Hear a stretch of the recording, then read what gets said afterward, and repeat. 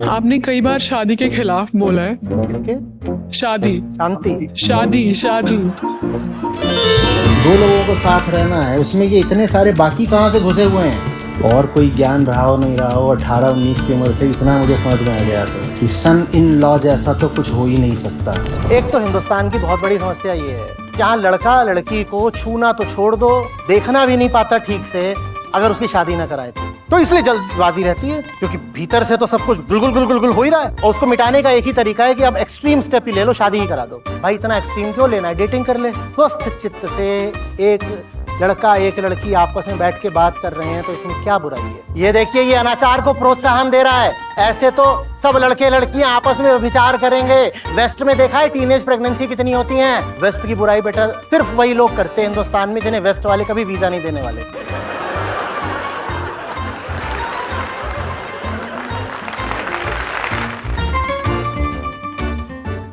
आचार्य जी, आपने कई बार शादी के खिलाफ बोला है। किसके?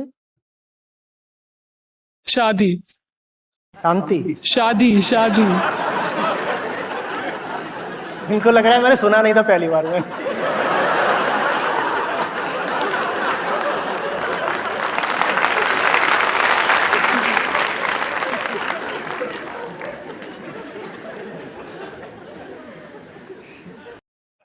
तो आचार्य जी, अगर कोई महिला अकेली है और अगर किसी का परिवार नहीं है तो क्या शादी उसके लिए एक सुरक्षा नहीं बनती?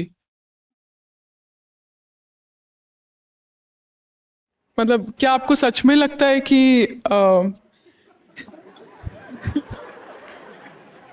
कि समाज शादी के बिना टिक सकता है? निर्भर करता है ना किस समाज की बात कर रहे हो।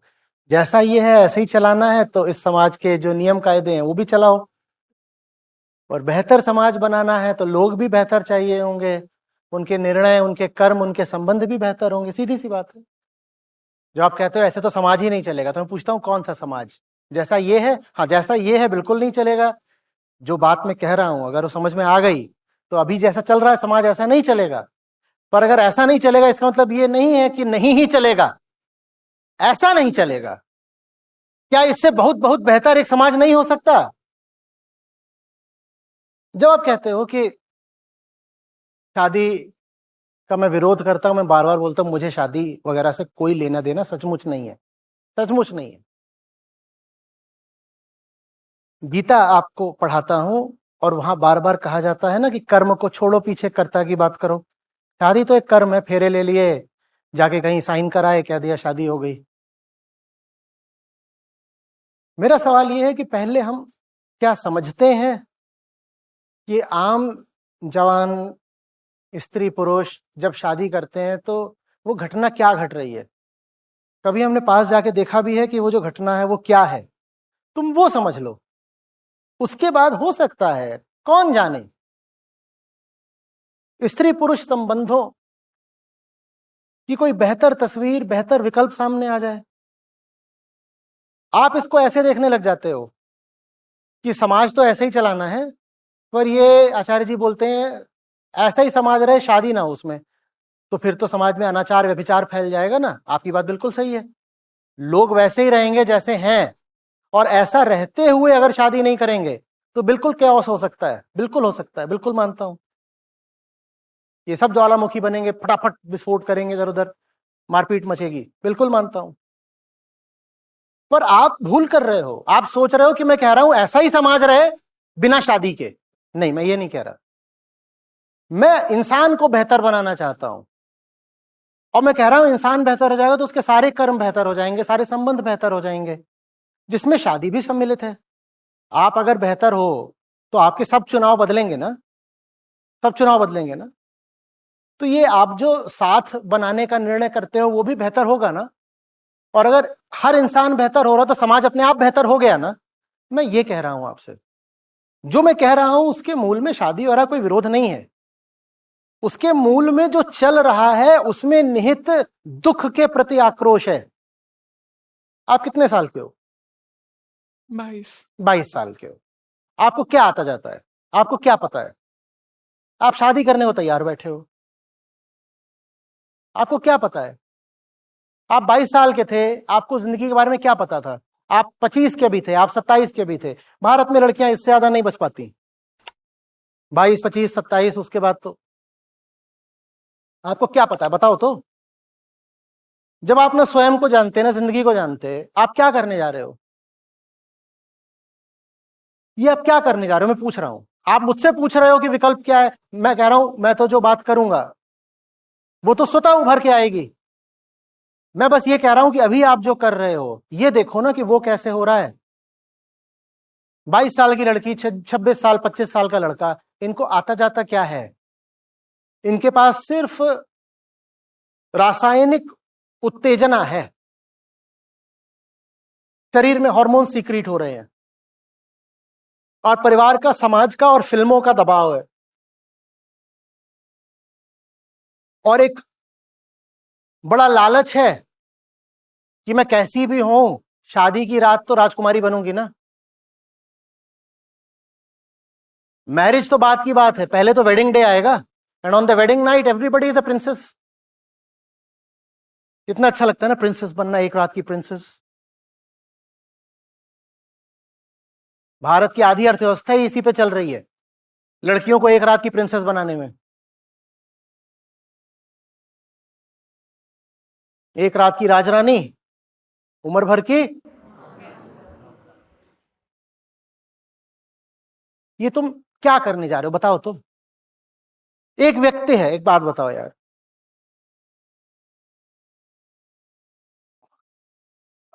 हॉस्टल में शेयरिंग पर रूम होता है ना, वहां भी हम गए थे तो एक बिंदु पर आकर विकल्प दिया गया था कि भाई इसके साथ रहना भी है कि नहीं रहना है। जबकि जो शेयरिंग रूम होता है उसमें बीच में छोटा सा पार्टीशन भी कर देते हैं ताकि अपनी अपनी इधर इधर प्राइवेसी रहे। एक ही गेट होता है, एक ही गेट से एंटर करते हो, उसके बाद इसका इधर इसका, और वो 2-4 साल की बात होती है। तब भी वहां पर बहुत सतर्कता रखी जाती है कि मैं किसके साथ जा रहा हूं। आपकी जिंदगी में कोई अजनबी आएगा और आप कह रहे हो कि अब वो उम्र भर आपके साथ रहेगा, वो आपके बिस्तर पे घुस के सोएगा, वो आपके शरीर में घुस के सोएगा। आप, या तो आप पागल हो या मैं पागल हूं। मैं कल्पना में भी ये बात बर्दाश्त नहीं कर सकता। और आपसे कहा गया है कि एक ह्यूज एग्जिट बैरियर है, इतनी आसानी से तुम एक बार संबंध बन गया तो उसको नलिफाई नहीं कर सकते, ठीक है ना। भारत में हर चीज के लिए हम एग्जिट बैरियर बहुत ऊंचे ऊंचे बनाते हैं। उदाहरण के लिए आप कोई कंपनी इनकॉर्पोरेट कर दो, कंपनी बनाना आसान है, कंपनी बंद करना बहुत मुश्किल है। 1000 तरीके के लॉज हैं, कंपनी नहीं बंद होती। वैसे इसको लेकर के दोनों जब मियां बीवी जाकर के अदालत के सामने बिल्कुल नाक माथा सब रगड़ देते हैं कि हम दोनों पूरी सहमति से बोल रहे हैं हमें तलाक लेने दो, तब जाकर के अदालत दोनों पे कृपा करती है, ओके ठीक है। उसने बीच में थोड़ा भी किसी ने कुछ ऊंच नीच कर दी, जरा सा आक्षेप कर दिया, आप 20 साल घूमती रहिए, आपको मिलेगा ही नहीं तलाक। और तलाक न जाने और कितनी चीजें जुड़ी होती हैं, बच्चों की कस्टडी कहां जाएगी, एलिमनी का क्या रहेगा, सब कुछ, प्रॉपर्टी, साझे बैंक अकाउंट हैं, साझी प्रॉपर्टीज हैं, इनका क्या होना है। आप इसमें प्रवेश करने जा रहे हो 22 साल की उम्र में, आप इतने बड़े झंझट में घुस रहे हो और आप कुछ नहीं जानते, आपको कोई समझ नहीं है, आपने जरा सी दुनिया नहीं देखी है, और आप इतनी बड़ी चीज जिंदगी में कानूनन तौर पर प्रविष्ट करा रहे हो। ये आप क्या करने जा रहे हो, और आपकी पूरी जिंदगी अब इसी की गुलाम हो जाएगी, ये आपकी जिंदगी का सेंटर बन जाना है। 25 के बाद, 30 के बाद आप और क्या करते हो मुझे बताओ, आपकी जिंदगी का सेंटर क्या होता है? यही तो जिंदगी इसी काम के लिए है। बेहोशी में, अनजाने में रिश्ता बना लो और फिर उम्र भर उसकी खिदमत करो, और खासकर अगर महिला हो तो बच्चे पैदा हो जाएंगे, और फिर कहो अब मैं क्या कर सकती हूं, ये भी आ गया, ये भी आ गया, एक इधर भी है, मैं क्या कर सकती हूं। अरे तुमने ही कुछ करा होगा तभी ये सब है, तब का ही नहीं बोला मैं क्या कर सकती हूं। मैं रोज रोज इसका भोगता हूं, इसलिए जानता हूं ना। न जाने लाचारगी के कितने किस्से रोज मेरे पास आते हैं, रोज। और मुझे नहीं समझ में आता कि अब इनकी मदद कैसे करूं। अब कुछ नहीं कर पाता, मैं मना कर देता हूं। मैं कई बार तो ऐसा करता हूं, हाँ ठीक है जाइए, संतो ना देखे। एक समय था, आज से 10-15 साल पहले, मैं इन चीजों से लड़ना चाहता था, मुझे लगता था कुछ हो सकता था। आज मेरे पास सिर्फ बेबसी है, कुछ नहीं हो सकता। कुछ करना भी चाहो, उसकी मदद करना चाहो, वो स्वयं इस हालत में नहीं होती कि अब वो मदद स्वीकार भी कर सके।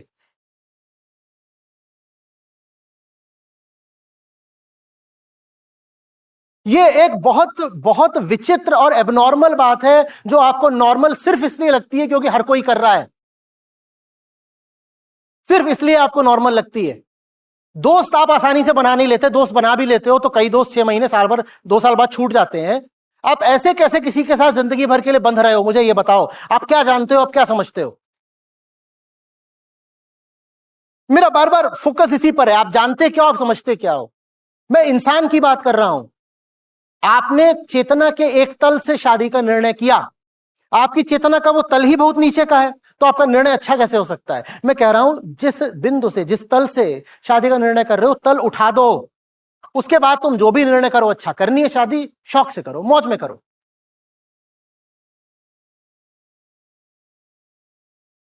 कर दो शिक्षा व्यवस्था ऐसी कि मुझे भरोसा आ जाए कि 25 साल का होते होते हमारे लड़के लड़कियां भीतरी तौर पर बिल्कुल परिपक्व हो चुके हैं। उसके बाद वो करें शादी, अच्छी बात है। तुम नासमझ हो, तुम्हारी सारी शादियां, सारी गलतियां, सारे निर्णय सब नासमझी में हो रहे हैं, पर तुम्हें जल्दी बहुत पड़ी हुई है कि गांठ बांध लूं बस। बोले चूड़ियां, बोले घांगरा, हाय में हो गई तेरी साजना। क्या मुस्कुराहट छूटती है, हाय हाय हाय, मैं शर्म से लाल हुई।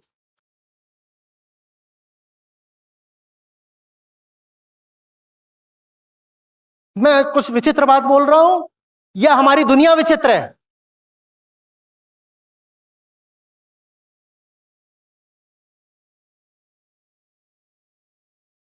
और जैसे ये दुनिया चल रही है, अगर ये दुनिया बिल्कुल ठीक है तो मैं पागल हूं। पर अगर मैं पागल हूं भी तो मुझे रहना है पागल, मुझे ऐसा तो बिल्कुल नहीं होना है। क्या कर रहे हो? 22 साल, एक तरह से तुम बोलते हो 22 साल का लड़का, 24 साल की लड़की, ऐसे ही बोलते हो ना। अभी उनसे मिला, मैंने उनकी उम्र पूछी एक जगह पर, बॉम्बे। उम्र बता रहे 26-28, खुद ही बोल रहे हैं अब तो 26-28 में भी हम 90 ही कहलाते हैं। एक तरफ से तुम्हारा ये है कि हम 26-28 के हो गए तब भी हम 90 हैं। 90 माने मतलब ऐसा ही, अभी टीनेज कैरेक्टरिस्टिक्स दिखाने वाला। लोक भाषा में उसका यही मतलब होता है, इमेच्योर। तो एक तरफ तो तुम ये कहते हो कि 26-28 के होके भी तुम अभी 30-30 साल वाले ऐसे रहते हैं जैसे बॉयश, गर्लिश। एक तरफ तो तुम 28-30 के भी हो के बॉयश और गर्लिश हो, दूसरी ओर तुम इतना बड़ा फैसला और इतना इरिवर्सिबल फैसला और इतने बड़े रेमिफिकेशंस वाला, परिणामों वाला फैसला तुम 22, 24, 25 में कर लेना चाहते हो। ये तुम इसका मतलब बताओ। ये मत बोलोगे 25 में, 45 में करे, तेरे तेरे बुढ़े, ऐसे ही आता है। ये मत बताओ कि 25 में तो 45 में। मैं तुमसे कह रहा हूं, तुम जो कर रहे हो, तुम देखोगे तुम क्या कर रहे हो।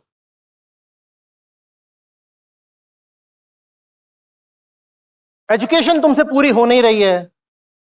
तुमसे दुनिया के बारे में 4 बातें पूछ लो, तुम्हें कुछ पता नहीं है। सामान्य ज्ञान के नाम पे तुमने रील्स देखी हैं। साइंस की एजुकेशन तुम पॉडकास्ट से लेते हो। हिस्ट्री किससे पढ़नी है? एक्सप्लेनर वीडियोस आते हैं यूट्यूब पे। ये तुम्हारी जानकारी का, शिक्षा का, चेतना का स्तर है। रोल मॉडल्स कौन है? तुम्हारे सेलिब्रिटीज हैं। और उसके बाद तुम्हें क्या करनी है? ये बहुत ऊपर तक नहीं जाना है, यह ऐसे गिरेगा, फ्लैसिड, पन इंटेंडेड।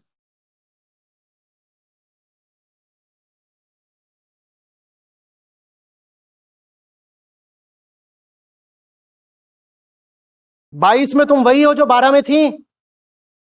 12 वाली बारबी आज भी खेलती हो। 12 में उम्र शादी कर दी गई होती तो 22 में कैसा लग रहा होता? तो 32 की क्या तुम वही रहोगे जो 22 में हो? अगर 12 वाली शादी 22 में अस्वीकार्य होती तो ये 22 वाली शादी 32 तक कैसे निभ जाएगी? बताओ, बताता हूं कैसे निभ जाएगी। अपना गला घोट घोट के निभती है।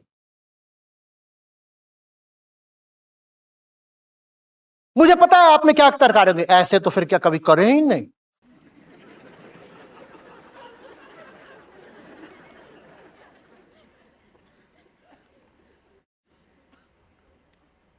एक तो हिंदुस्तान की बहुत बड़ी समस्या ये है कि यहां लड़का लड़की को छूना तो छोड़ दो, देखना भी नहीं पाता ठीक से अगर उसकी शादी ना कराए तो। एकदम ही नालायक, बिल्कुल बददिमाग बदतमीज लड़का होगा, लेकिन एक काम के लिए वो जरूर आता है घर वालों के पास, दादा दादी के पास, क्या? शादी करा दो। ये यूटिलिटी तो रहती है फैमिली सिस्टम की, क्योंकि ये जिस औकात का लड़का है इसे कभी कोई लड़की छूने नहीं देगी अगर इसकी अरेंज मैरिज ना कराई जाए।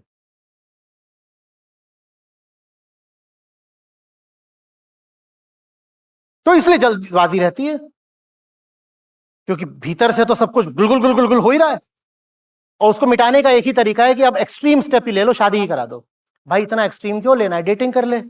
ये आचार्य हो करके देखो वेस्टर्न सिविलाइजेशन की बात कर रहा है, वामपंथी, वामाचार्य। ये विदेशियों का एजेंट है, जॉर्ज सोरोस से पैसे लेता है। ये भारतीय संस्कृति को तबाह करने के लिए प्लांट किया गया है। सुना तुमने अभी अभी इसने क्या बोला? डेटिंग।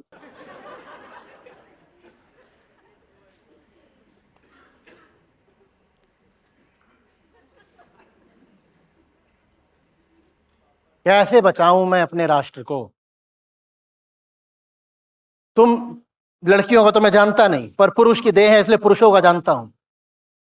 जब तुम 22-24 की उम्र तक भी कमसिन कली कुंवारे रहते हो तो भीतर जो दाह प्रज्वलित होता है ना, कहते हो और तो कोई तरीका नहीं है, मुझे कोई नहीं मिलने वाली, कुछ नहीं होने वाला, दादी शादी। तो दादी के मरने से पहले एक आखिरी यूटिलिटी ये होती है कि वो शादी करा के मरती है। इतने सारे तो स्कूल हैं जहां बहुत गर्व से बोला जाता है मात्र बालकों के लिए, राजकीय बालिका इंटर कॉलेज। अरे भाई बात कर लेने दो उन्हें। ये देखिए ये अनाचार को प्रोत्साहन दे रहा है। ऐसे तो सब लड़के लड़कियां आपस में व्यभिचार करेंगे। वेस्ट में देखा है टीनेज प्रेगनेंसी कितनी होती हैं। वेस्ट की बुराई बेटा सिर्फ वही लोग करते हैं हिंदुस्तान में जिन्हें वेस्ट वाले कभी वीजा नहीं देने वाले।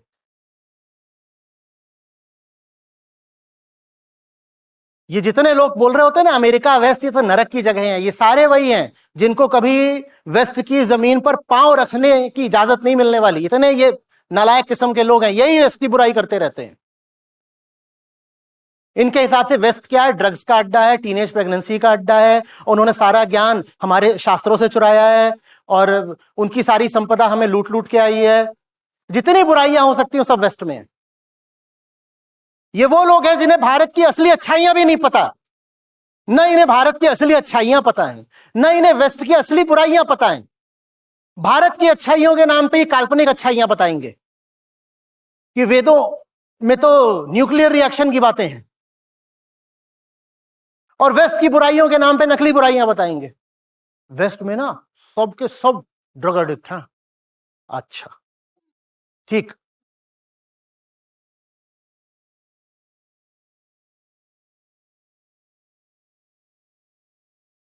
स्वस्थ चित्त से एक लड़का एक लड़की आपस में बैठ के बात कर रहे हैं तो इसमें क्या बुराई है?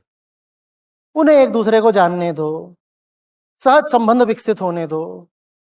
आगे चल करके वो हमेशा के लिए साथ रहने का निर्णय कर लेते हैं तो उस निर्णय को विवाह का नाम दे दो। विवाह में कोई बुराई नहीं है, पर वो निर्णय एकाएक नहीं आ सकता, क्योंकि आपने जो परिभाषा दी है शादी की वो बड़ी कड़ी परिभाषा है। इतनी कड़ी चीज में, इतनी बंधी चीज में किसी को ऐसे उठा के नहीं फेंका जा सकता। आ रही बात समझ में? एक और तो कहते हो no no no, I will not be an employ, I will be a freelancer. अच्छा, फ्रीलांसर क्यों होना है? क्योंकि मैं जो एक रेगुलर जॉब की बॉन्डेजेस होती हैं वो मैं बर्दाश्त नहीं करना चाहता। I want to work on my own terms. कभी इसके लिए काम करूं, कभी उसके लिए काम करूंगा। अच्छा, okay, so can you start working for me as a freelancer? No no no, not right now, after 1 month. क्यों? मैं शादी करने जा रहा है। तू जॉब में बंधना स्वीकार नहीं कर रहा है, पर जिंदगी भर में एक व्यक्ति के साथ बंधना स्वीकार कर रहा है। तो ये दिखाई नहीं दे रहा तू क्या कर रहा है? और उम्र है तेरी 24।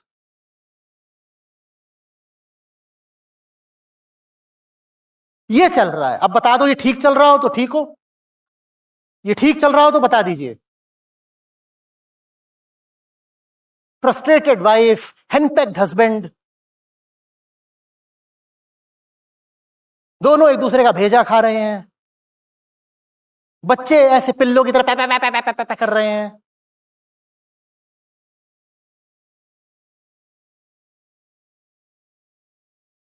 हम झुन्नू धनिया के ही चुटकुले क्यों बनाते हैं? कभी सोचा आपने इसके पीछे का मनोविज्ञान क्या है? क्योंकि हमें पता है ये चीज ही चुटकुले की है। सबसे ज्यादा चुटकुले हस्बैंड वाइफ के ही तो होते हैं। वाइफ टू हस्बैंड, सुनो सब्जी ले आना। हस्बैंड टू वाइफ, हा हा हा, चुटकुला। क्योंकि इनका रिश्ता ही चुटकुला है, कुछ भी करो चुटकुला ही है। चुटकुले का मतलब होता है कुछ विसंगत है, कुछ बेमेल है, कुछ एब्सर्ड है। ये जो आपने रिश्ता बना दिया है ना, रिश्ता ही एब्सर्ड है, तो इसलिए इस पे इतने चुटकुले बनते हैं।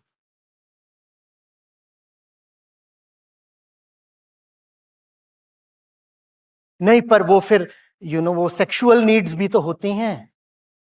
इंसान हो, जानवर नहीं हो।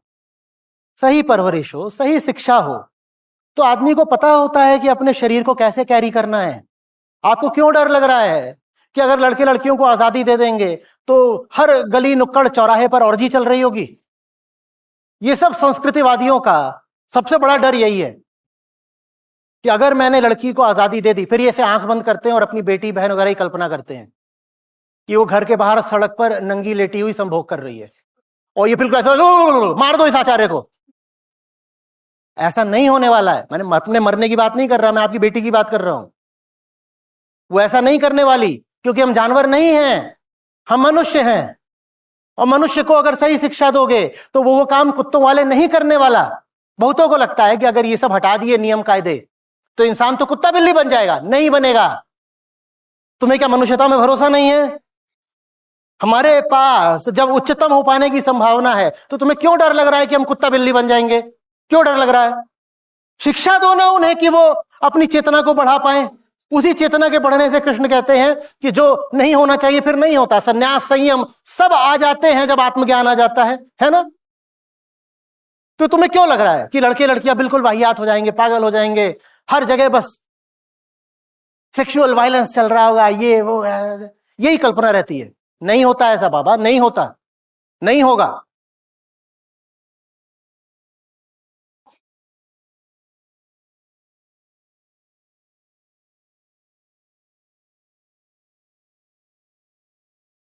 आपका प्रश्न पहले तो इनवैलिड था। मुझे शादी से समस्या नहीं है, मुझे उस व्यक्ति से समस्या है जो बिल्कुल ना समझ है लेकिन एक बहुत बड़ी चीज अपनी जिंदगी में घुसेड़ रहा है। मुझे उस व्यक्ति से समस्या है।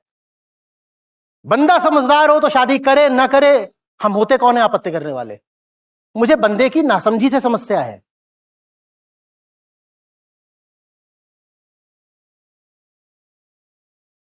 और शादी अकेली चीज नहीं है। अगर आपको इस इंस्टीट्यूशन को, द इंस्टीट्यूशन ऑफ मैरिज, इसको ठीक करना है तो उसके लिए पहले इंस्टीट्यूशन ऑफ एजुकेशन को भी ठीक करना पड़ेगा।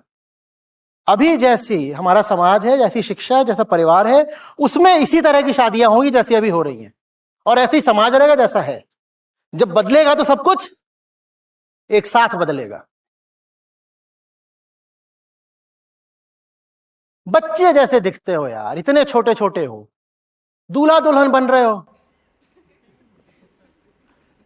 हाँ। बेटा कंचे खेल लो पहले मेरे साथ, फेरे बाद में लेना, आओ कंचे खेलें। कई तो उसमें सचमुच ऐसे होते हैं कि वहां बैठे हो अग्नि के सामने, उनको बोलो पोकेमॉन, तो सच में उठ के आ जाएगा।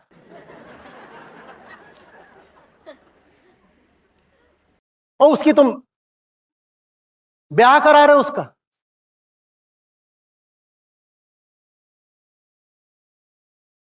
बाल विवाह कोई खत्म थोड़ी हो गए हैं। बाल विवाह हम मानते हैं कि 8-10 साल का हो, 12 का हो, तभी कर दिया तो बाल विवाह है। अरे अंदर से तो तुम अभी भी 8 ही साल के हो, चाहे उम्र 12 से 26 की है, सब बाल विवाह करते हैं। सबको सजा होनी चाहिए।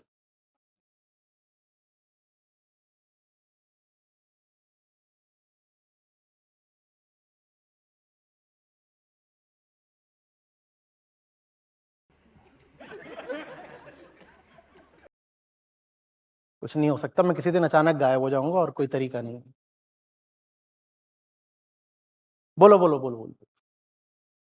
आचार्य जी, वैसे तो जो हमारे बड़े बुजुर्ग लोग होते हैं वो बहुत जल्दी हमें सलाह देने आ जाते हैं कुछ भी, कि हमने जीवन देखा है और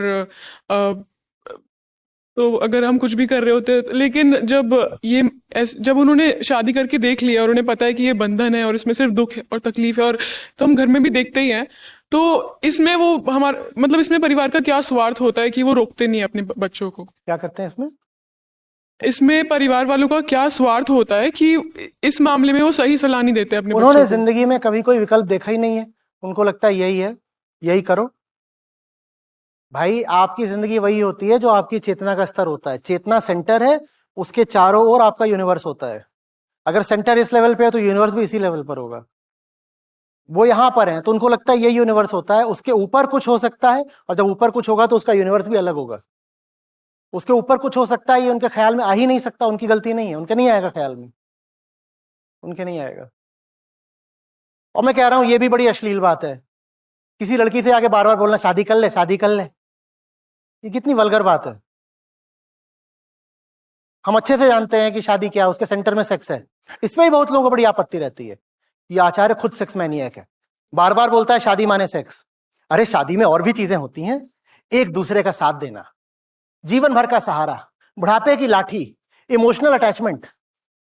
भाई एक कार होती है, उसमें एसी भी होता है, म्यूजिक प्लेयर भी होता है। तो म्यूजिक प्लेयर और एसी से थोड़ी कार डिफाइन होती है। कार की डेफिनेशन ही यही है कि जो चले, व्हील्स। उसी तरीके से शादी में और 2-4 चीजें हो सकती हैं, पर वो एक्सेसरीज हैं। शादी में सेंट्रल चीज सेक्स होती है। और जो ये बोलते हैं नहीं नहीं सेक्स के लिए नहीं शादी करी, उनको बोलो जिससे शादी करने जा रहे हो लड़की पता चले लड़का है तो करोगे? तुम्हें पता चल जाए कि वो लड़की अनपढ़ है तब भी कर लो, क्योंकि वो एक्सेसरी है। एजुकेशन भी तुम्हारे लिए एक्सेसरी है। तुम्हें पल जाए कि वो लड़की अपना जो और रुपया पैसा बता रही थी उतना उसके पास नहीं है, तुम तब भी कर लोगे। लेकिन इनवायलेबल कंडीशन क्या है, अलंघ्य शर्त कौन सी है कि लड़की तो होनी चाहिए ना। तुम उसके साथ बैठे हो फेरे लेने को, तभी पता चले लड़की है ही नहीं, लड़का है, तो शादी टूट जाएगी। इसका मतलब शादी में सेंट्रल क्या होता है? जैसे गाड़ी में सेंट्रल होता है मूवमेंट, गाड़ी में और चीजें भी होती हैं, म्यूजिक प्लेयर, एसी पेसी और 50 चीजें एक्सेसरीज में लगवा लो, पर वो गाड़ी को डिफाइन नहीं करती। उसी तरीके से शादी में सेंट्रल चीज सेक्स होती है। तो मैं कह रहा हूं ये वल्गर है किसी से बार बार पूछना शादी कब कर रहे हो। It is equivalent to asking तुम सेक्स कब कर रहे हो, क्यों पूछ रहे हो?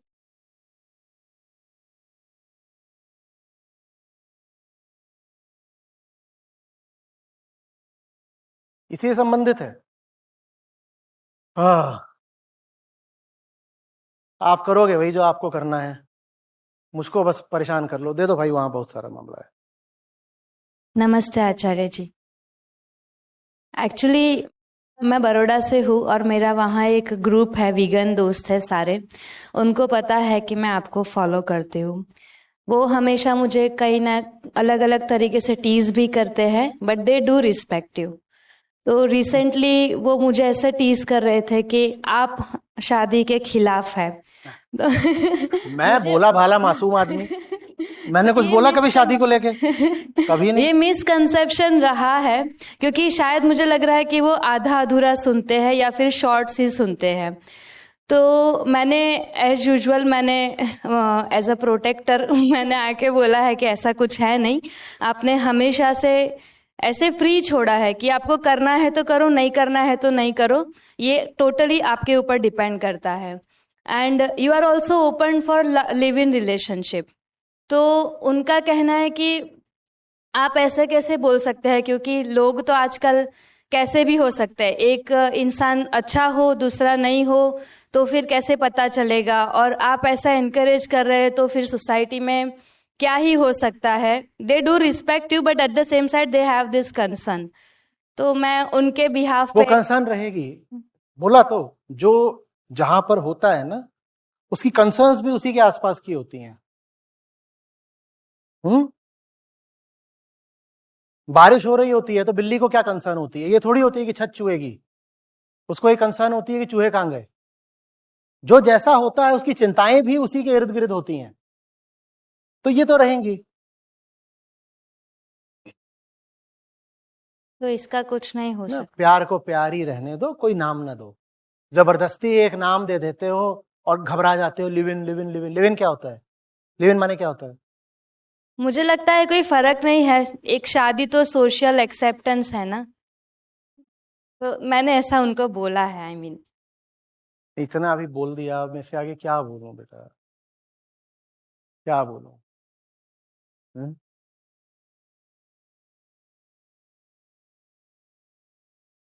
दो लोग अपनी ऊंचाई से, अपनी समझदारी से, दो मनुष्य संबंधित हैं, इसमें कोई तीसरा क्यों मुंह डाल रहा है? तुम्हारा लोकस स्टैंड आई क्या है? Who the hell are you? हाँ, तुम आके ये कह सकते हो कि उसके साथ साथ मैं भी तुमसे किसी रूप में संबंधित होना चाहता हूं, वो समझ में आता है। पर इस रिश्ते को निर्धारित करने वाले या इस पे आपत्ति करने वाले तुम कौन होते हो? फ्रीडम हमें इतना डराती क्यों है? और मैं उच्छृंखलता, उद्दंडता, उपद्रव की बात नहीं कर रहा हूं, मैं उस स्वतंत्रता की बात कर रहा हूं जो समझदारी के साथ आती है। पर हमें समझदारी नहीं चाहिए, समझदारी हमें डराती है। तो समझदारी का जो पुरस्कार मिलता है, हम उस पुरस्कार से भी वंचित रह जाने को तैयार रहते हैं। समझदारी के साथ क्या आती है? स्वतंत्रता। लेकिन समझदारी अहंकार के लिए खतरनाक होती है। तो हम कहते हैं स्वतंत्रता भले ना मिले पर समझदार तो नहीं बनूंगा। मैं स्वतंत्रता को बेच खाने को तैयार हूं, पर समझ से बहुत घबराता हूं। समझ खतरनाक है। हम कैसे लोग हैं, क्या बोलूं?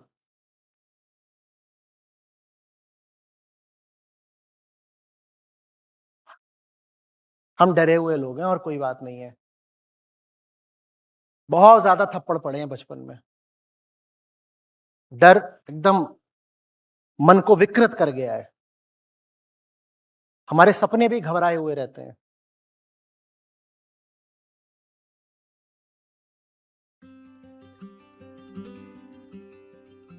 तो मेरा नाम संदीप गुप्ता है, मैं मुंबई से हूँ। आचार्य जी से जुड़े हुए मुझे लगभग 4 से 5 साल हो गए। 2019 में मुझे